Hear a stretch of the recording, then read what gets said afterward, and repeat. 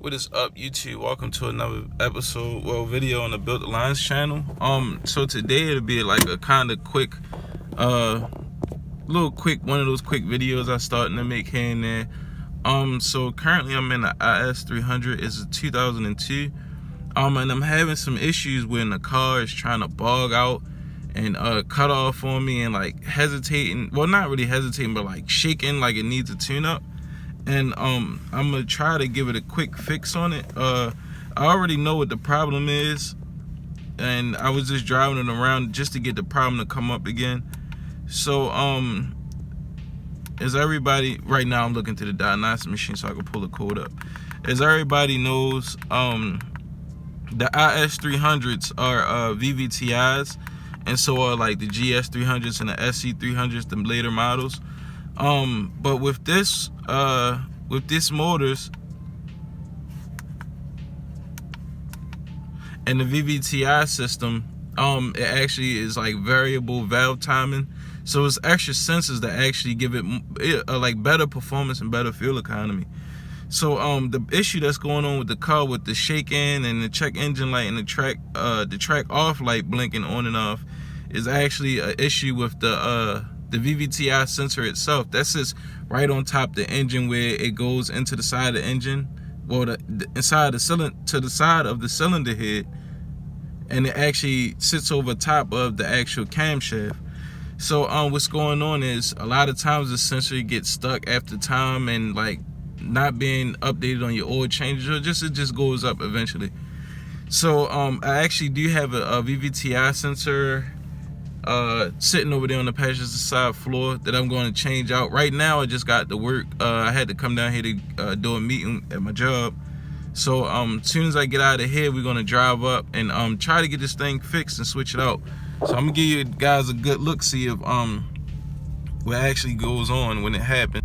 And as you can see, don't mind that, that's because I have aftermarket HIDs. That's why my light sensor is on. So my check engine light is on and the track light is blinking on and off. The car has about 200,000 miles, a little bit over. And then we're gonna go down here and look at this. This is the only code that's popping up right now. It's P1349. It's VVT-i. Well, it says VVT system malfunction bank 1. And when you back out, like I said, it's the only code. No codes pending. So this is a stored code, so reading codes, see, 1 of 1. And Lexus, because it's a factory specific malfunction or whatever. So, and like I said, the car right now I have pulled over, and a lot of times when it happens, like I pull over, or like if I'm driving, it's in drive, I just slap it. It's in drive, I just slap it in neutral. And sometimes neutral, I help it like adjust itself back for some strange reason. And then you could just put it back in drive. And a lot of times it'll work, and sometimes it'll still shake and try to bog out on you. So the actual problem is just the VVT-i sensor. It's nothing major. And there's another, it's a filter for the VVT-i system itself. And that a while ago was dirty. I thought if I cleaned that out, it'd stop the issue, but it really didn't. And I checked, it happened again, and I just cleaned the codes out. And I drove, and I'm like, maybe it got to work itself out, but it didn't. So if you're having this issue, my friend, ladies and gentlemen, this video is specifically for you. And if you're not having this issue, I would highly recommend that you clean the VVT-i filter out, which I'm going to show you. I'm going to pull it out and probably spray it out again if I had time. But it's really not that hard at all. This job right here, you can do it with, I think it's like a 12mm socket. And I think the actual clean the filter out to get that thing out is like a 25 or something like that. It's huge, but I'll definitely show you that. So what I'm gonna do now, I'm gonna head on into work and finish with this meeting, get this meeting out the way, and drive the car up. And I don't want to jinx myself, but hopefully it messes up and I can pull a camera out and I can record exactly what happens. So that way you guys might, yeah, that's exactly what's going on with my car. But like I said, it vibrates like crazy, like you need a tune-up, and it tries to cut off on you. So look, it's doing it right now. Yep, it's putting and everything now.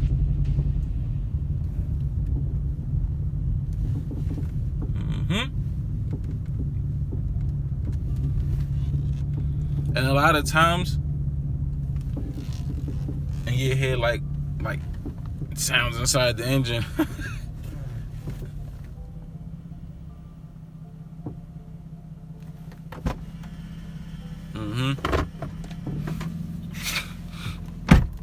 So like I said, I'm gonna go ahead and get in here and get this meeting out the way and then get back to you guys.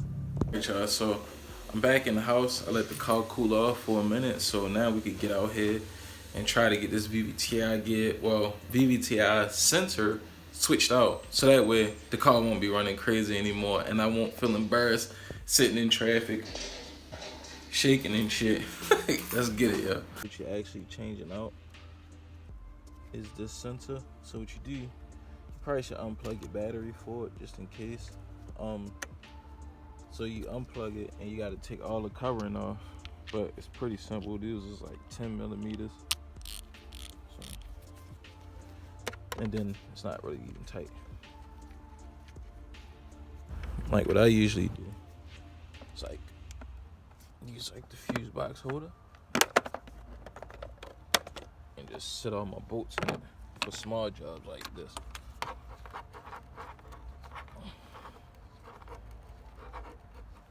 And the car's still kind of hot. So now you want to take this out.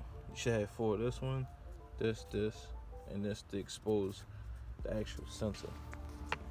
Alright, so once you have the coverings all off, you can go ahead and hit this bolt, and once you do that, you just twist this out and then it just slides straight out. But you want to use rags because this thing usually is full of oil and stuff, so try not to strip nothing.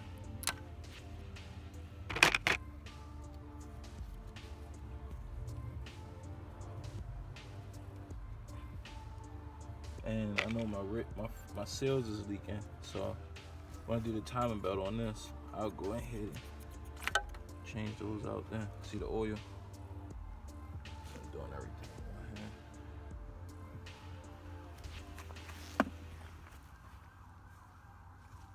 It wasn't that much, but as far as that filter I was talking about,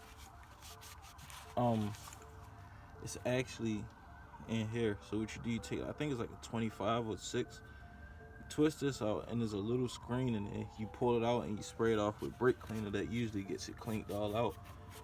But as far as that, it's pretty straightforward. And now you can go ahead and just sit your new one in. I'm gonna go grab my new one real quick.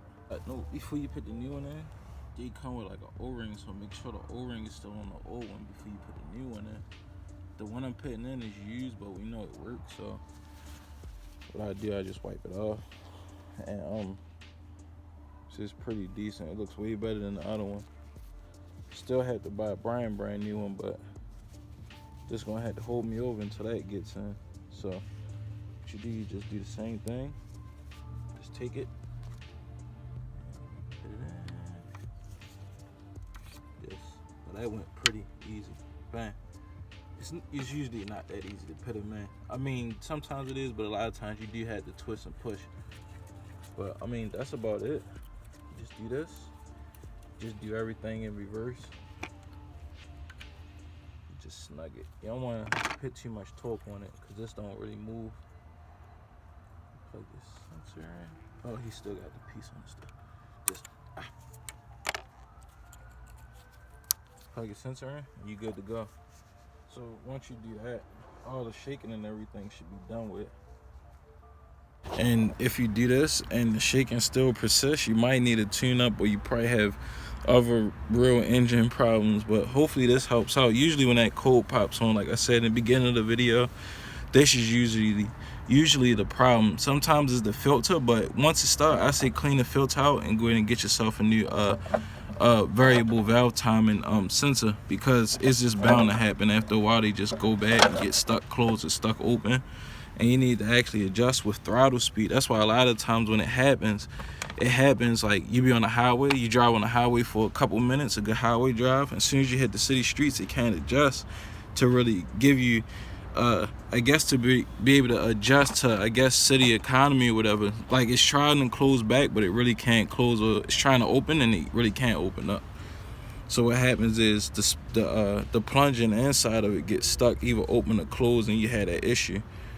And it sounds like your motor gets to tapping sometimes and all that, mainly because that thing actually just adjusts the timing and everything as far as with this VVT-i get on these engines.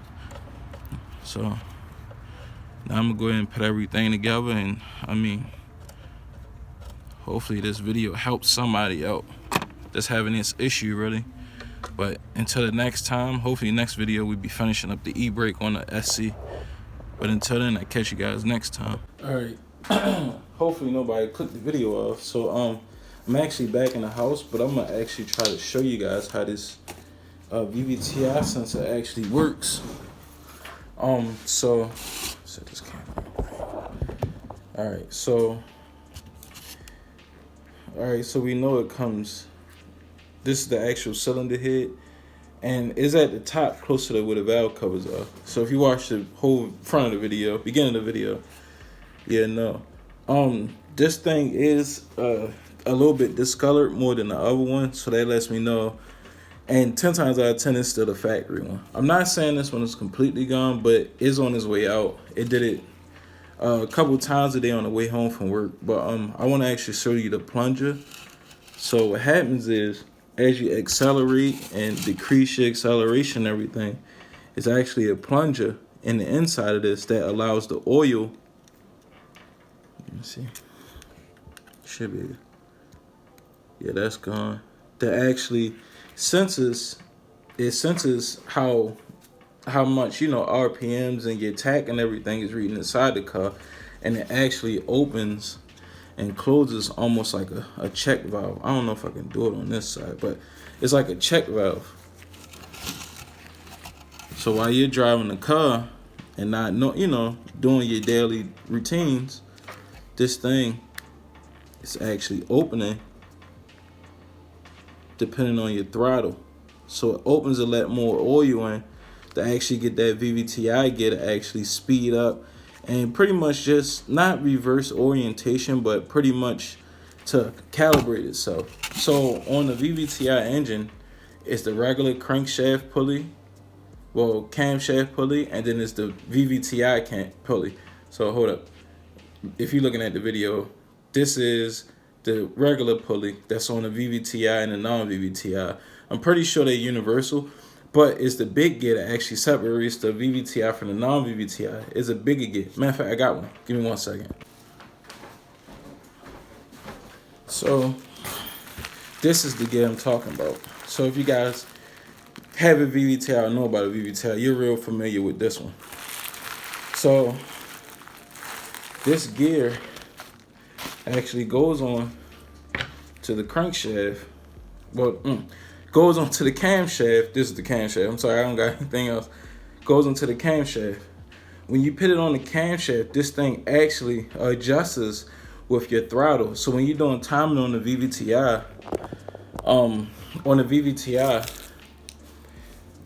you got to be real cautious of the orientation of this. If you ask me, I always twist it hard to the right till it don't go no more and do my timing.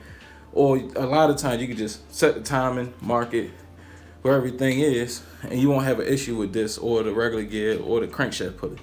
But this is the actual gear that this is actually sensing, and they're communicating with each other. So it's like, 2 degrees or 30 degrees this way, and this plunger in the inside of this actually opens up and closes to provide more oil and less oil.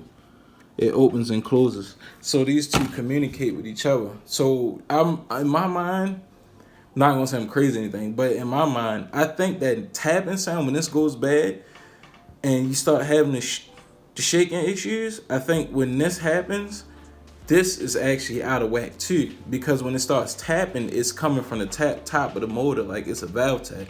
So 10 times out of 10, somebody correct me if I'm wrong, I believe it's this, pretty much it just can't calibrate the way it's supposed to, because these two communicate with each other. I don't want to lose anybody here, but that's my theory. Hopefully my theory is right. Hopefully it is. But like I said, so when you get your new one, do not do this with your new one. Like if you get a new one, don't do it. You know it's good. Slap it straight in. But if you go get a used one, I still wouldn't do it. If you're gonna use it, don't do it. But like when you take your old one out, when you go to press this thing up and down, it's supposed to move freely. You don't supposed to feel no nudges or feel like anything's rubbing. So it's best just to pry on this one because it's a lot more easier. But it's supposed to be smooth and free flowing. So I noticed once the engine heats up, it does it. So I guess the heat and everything just help bond it together, and you can see I don't know if you can see it or not. It's a spring in this slot. Little spring in this slot. Let me see. There's a spring in this slot. Yeah, the camera can't catch it. There's a spring in this slot. And that's what most likely helps push it back in. But I'm looking at the spring, and I mean, it looks good to me, but no, it's not good. I can see it's not like, I guess it's probably doing that when I do, open it. But yeah, long story short, this is what you're changing because the actual plunger in the inside goes bad and it's not able to open and close properly. So you get that rough idle and it feel like you're about to bog out. My car actually cut off on me. When it started, the first time it started, I got home, I went to back into my parking spot and the car just died out. But I noticed this was happening and my check engine light was on. So I guess when you put it in reverse and go to give it gas, it just couldn't catch it. But yeah, hopefully, like I said, this helps somebody, and I didn't want to babble on about it, but I love to show people actually what's really going on instead of just talking about it. Like to be able to pull it out, install it, and show what's actually going on inside, to me, that helps me and the next person. But until the next time, thanks to everybody for subscribing, and thanks to everybody who keeps up with the channel. A quick update, I do have the is300 back. If I didn't say it in like the last 2-3 videos, I do have the is300 back.